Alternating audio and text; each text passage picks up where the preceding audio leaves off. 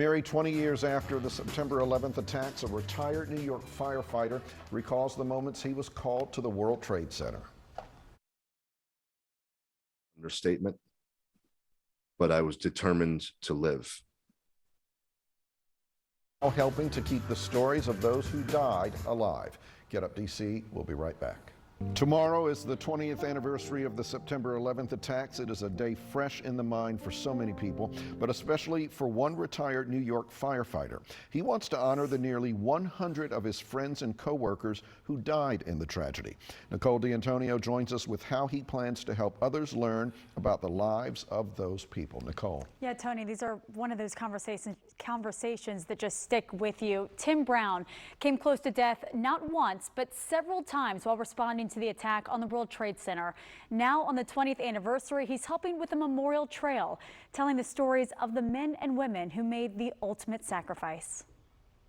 Kevin L. Bowser. Gary R. Boss. Dominic E. Kalia.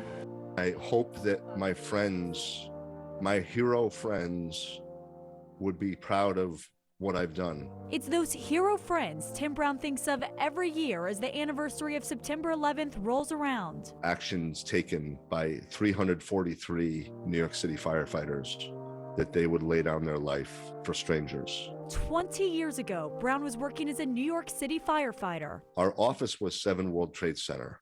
So the first plane flew over the roof of our building and slammed into the north face of the North Tower. When the second plane hit, Brown was sent to the South Tower to help.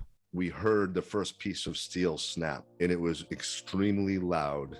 We didn't have to look up. We knew the building was collapsing. The wind was trying to blow me out into the street as all the air was being pushed out of the building as it was collapsing. And I just waited to get crushed. John Joseph Fanning.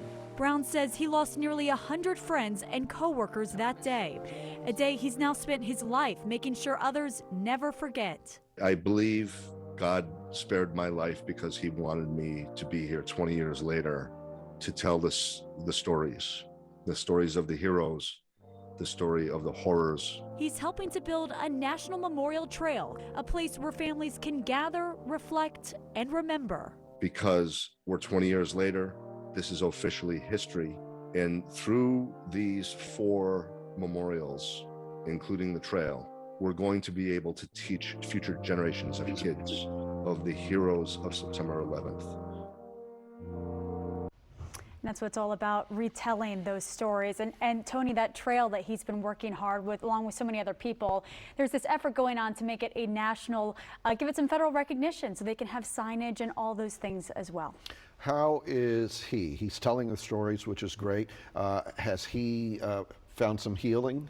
And that's been a big part of this trail, is the healing process of it. And he hopes that so many other people can get the same strength that he's gotten through the trail. So for 20 years, he talks about, you know, what he's done, the therapy he's gone through, the music he's listened to, the stories, how he's had those connections. And he said a lot of times he'll wake up and he'll walk on the trail, he'll listen to his music, and it's his time to just reflect and recharge. And because it was such a long conversation, we're going to post the whole thing on our website, WSA9.com. Good. Worth seeing the whole thing. All right, Nicole, thank you very much.